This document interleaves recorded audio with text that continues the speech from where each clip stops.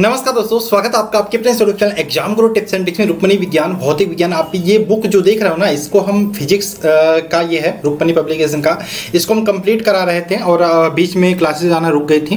तो 11 नंबर ये क्लास है, इसमें टोटल 18 से 19 चैप्टर है। इसको हम करेंगे हर चैप्टर में पूरा हर क्लास में पूरे एक चैप्टर को ख़त्म करते हैं। और आज जो 11 नंबर क्लास है, इसमें हम श्यांता जिसको इंग्लिश में बोलते हैं विस्कोसिटी के पूरे चैप्टर के जो भी 25-30 प्रश्न है, इसको हम कंप्लीट करेंगे। ठीक, आई होप आपने चैनल को सब्सक्राइब कर लिया होगा, साथ में बेल का आइकन भी क्लिक कर लिया होगा, जिससे आने वाले सारे वीडियो के नोटिफिकेशन आपको मिलते रहेंगे। ध्यान रखिएगा, आगे आपके एनटीपीसी सीबीटी 2 के एग्जाम है, रेलवे ग्रुप डी के एग्जाम है, उसी को लेके हम यहाँ पे तैयारी कर रहे हैं। ठीक, चलिए अनअकैडमी की बात करें, आपको पता है बेहतर प्लेटफॉर्म है अगर जो आप पेड बैच के लिए देखना चाहते हो।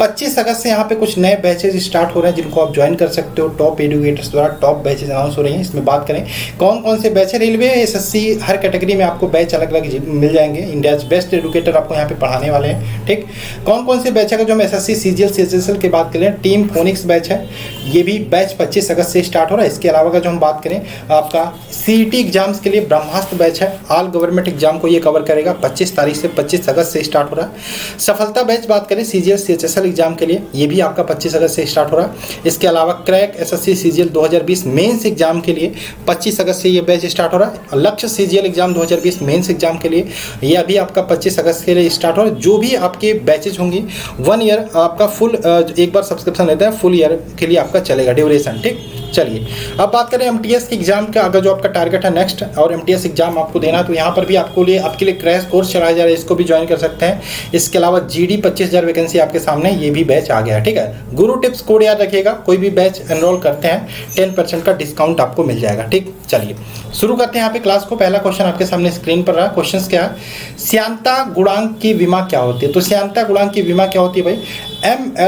ml पे पावर 2 t पे पावर -1 ये होती है? नहीं, ये नहीं होती है। ठीक, क्या होती है?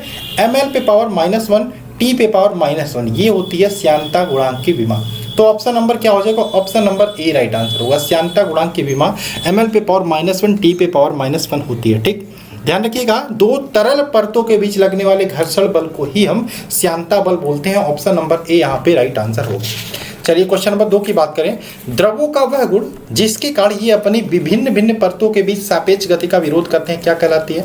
तो द्रवों का वह गुण जिसके कारण ये अपने भिन्न परतों के बीच सापेक्ष गति का विरोध करते हैं, यही आपकी कहलाती है श्यांता। ठीक, ये आपका डेफिनेशन हो गया। Option number B right answer होगा। ठीक, तो श्यांता बल क्या होता है? ये दो परतों के बीच कार्य करता है, ये ध्यान रखिएगा। ठीक, क्वेश्चन नंबर 3 की बात करें, द्रव का प्रमुख लाक्षणिक गुण क्या होता है? तो द्रव का प्रमुख लाक्षणिक गुण की बात करें, क्या होता है भाई?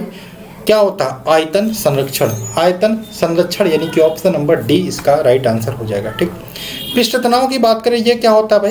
पृष्ठ ऊर्जा बटे क्षेत्रफल होता है, ये भी आपको पता होना चाहिए। क्वेश्चन नंबर 4 की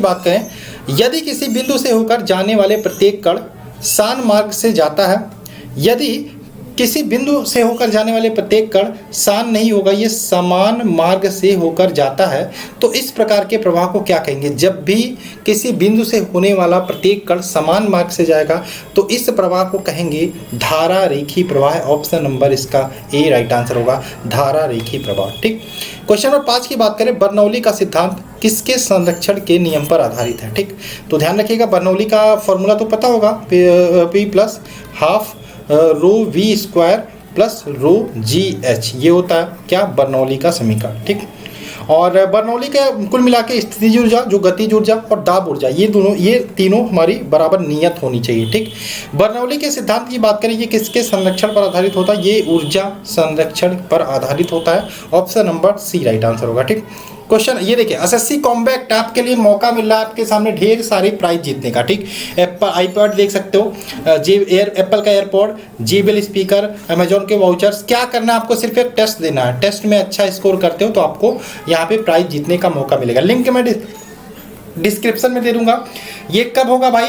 आपका ये एवरी संडे होगा और इस बार ये 22 तारीख को हो रहा है। 12 PM पे आपको 45 क्वेश्चन के आंसर देना है 50 मिनट में, और आप यहाँ पे ढेर सारी प्राइज जीत सकते हो। ध्यान रखिएगा, जब भी एनरोल करिएगा लिंक डिस्क्रिप्शन में है, कोड गुरु टिप्स डाल के एनरोल कर लीजिएगा। ठीक है, अभी एनरोल कर लीजिए, लिंक डिस्क्रिप्शन में है, और बाद में आप संडे को टेस्ट दे दीजिएगा। ठीक, चलिए क्वेश्चन नंबर बात करें हमारा छठा है, बर्नौली का प्रमेय तरल की गति के लिए तब लागू होता है जब यह किस प्रवाह में होता है। तो ध्यान रखिएगा, बर्नौली का प्रमेय तरल की गति के लिए तब लागू होगा जब यह किस प्रकार के प्रवाह में होगा, ये धारा रेखीय प्रवाह में होगा। ठीक, ध्यान रखिएगा। और यह प्रमेय असंपीड्य या अश्यान द्रव के लिए या तरल के लिए ही लागू होता है। ठीक, और यह प्रमेय हमने देखा नेक्स्ट क्वेश्चन में कि ऊर्जा संरक्षण के सिद्धांत पर आधारित होता है। Option number A right answer होगा। खैर आगे चलते हैं, क्वेश्चन नंबर 7 की बात कर लेते हैं। निम्न में से कौन बर्नौली के प्रयोग का उदाहरण है? कौन बर्नौली के प्रयोग का उदाहरण है? तो वेंचुरी प्रवाह प्रणाली ये उदाहरण है, जल सूचक पंप ये भी है, बूंसेक आपका ज्वालक ये भी है, यानी कि उपयुक्त सभी राइट आंसर होगा ऑप्शन नंबर डी।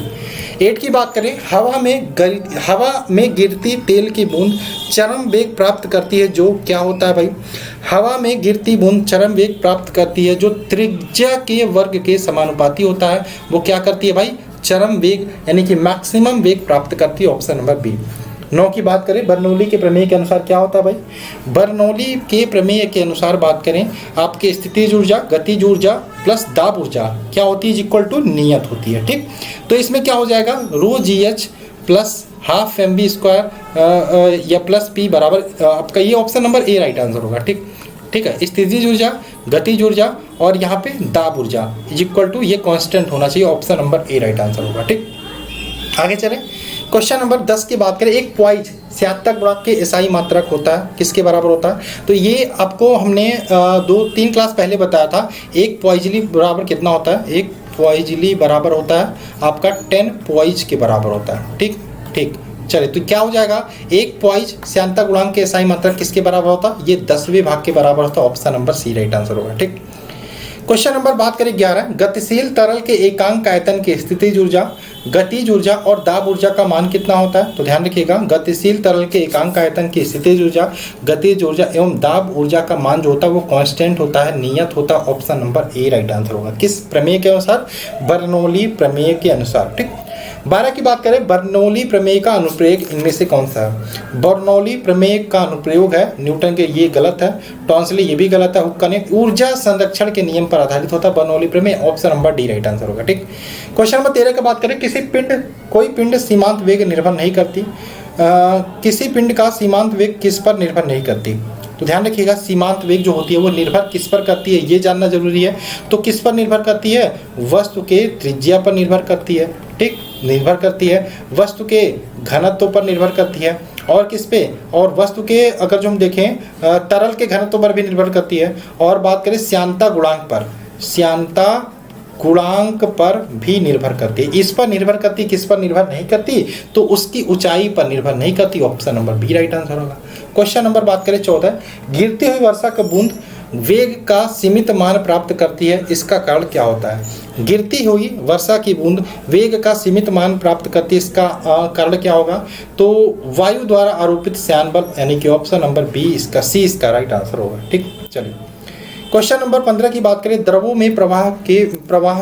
के प्रवाह में विक्षुब्धता ज्ञात की जाती है। द्रवों के प्रवाह में विक्षुब्धता ज्ञात की जाती है रेनॉल्ड नंबर्स द्वारा, रेनॉल्ड संख्या द्वारा, ऑप्शन नंबर सी इसका राइट आंसर होगा। ठीक, रेनॉल्ड संख्या द्वारा हम द्रवों के प्रवाह की विक्षुब्धता ज्ञात करते हैं। 16 की बात करें, जब किसी नल से जल धारा रेखी प्रवाह से नीचे गिरता है तब क्या होता है? तो ध्यान रखिएगा, जब किसी नल से जल धारा रेखी प्रवाह से नीचे क्षेत्रफल जो होता है ना वो घटता है, option number A right answer होगा। 17 की बात करें, वायुयान को इस प्रकार तैयार किया जाता है कि वायु का वेग क्या हो? वायुयान को इस प्रकार से तैयार कर कि वायु का वेग क्या हो? ऊपरी सतह पर वायु का वेग निचली सतह की अपेक्षा अधिक हो, इस प्रकार से जो वायुयान होता है वो बनाया जाता है, option number A right answer होगा। ठीक, 18 की बात करें, द्रव के धारा रेखी प्रवाह में कुल ऊर्जा नियत रहती है, क्या आंसर होगा इसका? द्रव के धारा रेखी प्रवाह में कुल ऊर्जा नियत रहती है सभी बिंदुओं पर, यानी कि सभी पॉइंट्स पर, option number A right answer होगा। 19 की बात करें, धारा रेखी प्रवाह किसके साथ द्रवों के लिए समान रूप से अधिक होता है? तो क्या आंसर होगा? तो ध्यान रखिएगा, धारा रेखी प्रवाह किसके साथ द्रवों के लिए समान रूप से अधिक होता है? ये निम्न घनत्व और उच्च श्यानता पर, option number D right answer होगा। 20 की बात करें, वृद्धावस्था में मानव में रक्त धमनियां संकरी हो जाती हैं जिससे रक्त दाब बढ़ जाता है, ऐसा किस नियम के कारण होता है भाई? इसका आंसर क्या होगा? तो ऐसा बर्नौली के सिद्धांत के आधार पर होता है, option number C right answer होगा। ठीक, 21 की बात करें, एक व्यक्ति उस नाव में बैठा है जो किसी तालाब में तैर रही है। यदि वह व्यक्ति तालाब से कुछ जल पी लेता तो तालाब के जलस्तर पर क्या प्रभाव पड़ेगा? ध्यान रखिएगा, ऐसा करने से तालाब के जलस्तर पर कोई फर्क नहीं पड़ेगा। Option number C right answer होगा। ठीक, 22 की बात करें, चक्रण के कारण गतिक उत्थान होता है, ये किस कारण से होता है? तो ध्यान रखिएगा, चक्रण के कारण जो गतिक उत्थान होता है वो मैग्नस प्रभाव से होता है, मैग्नस प्रभाव से होता है। Option number A right answer होगा। ठीक, चलो, मैग्नस प्रभाव के कारण वस्तु वायुदाब के प्रभाव में आने से वास्तविक पथ से विचलित भी होती है, ये भी ध्यान रखिएगा। डॉपलर तो जानते होंगे, डॉपलर प्रभाव अपेक्षित गति के कारण ध्वनि की आवृत्ति में वृद्धि या कमी को बताता है। और पास्कल जो नियम होता है वो द्रव के दाब से संबंधित है, ये भी पता होगा। क्वेश्चन नंबर 23 की बात करें, ताप के बढ़ने से द्रव की श्यानता पर क्या प्रभाव पड़ता है? तो ताप के बढ़ने से किसी द्रव की श्यानता जो होती है घटती है। Option number A right answer होगा। 24 की बात करें, क्रिकेट की घूमती गेंद का वायु में इधर उधर उछाल या दोलन या स्विंग निम्नलिखित आधार के अनुसार स्पष्ट किया जा सकता है। किसके अनुसार स्पष्ट किया जा सकता है? ये बर्नौली प्रमेय के अनुसार स्पष्ट किया जा सकता है। ठीक है, चलिए क्वेश्चन नंबर बात करें 25, रेलवे प्लेटफॉर्म के किनारे खड़े युवक के सामने तेज गति से रेलगाड़ी के गुजरने पर युवक क्या होता है?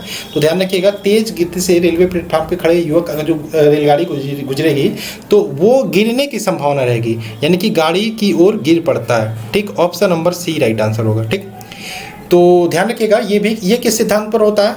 ये भी आपका बर्नौली प्रमेय के अनुसार। ध्यान रखिएगा, जहां दाब अधिक होता है वहां वेग कम होता है और जहां वेग अधिक होता है वहां दाब कम होता है। ठीक, अब जब रेलगाड़ी गति में होती है तब उसका वेग ज़्यादा होने के कारण अगल बगल जो भी होता है दाब कम होता है और जो भी चीज़ें होती हैं वो खिंचती चली जाती हैं। ठीक, 26 की बात करें, वायु में प्रचक्री क्रिकेट बॉल के दोलन की व्याख्या की जा सकती है किस नियम के अनुसार?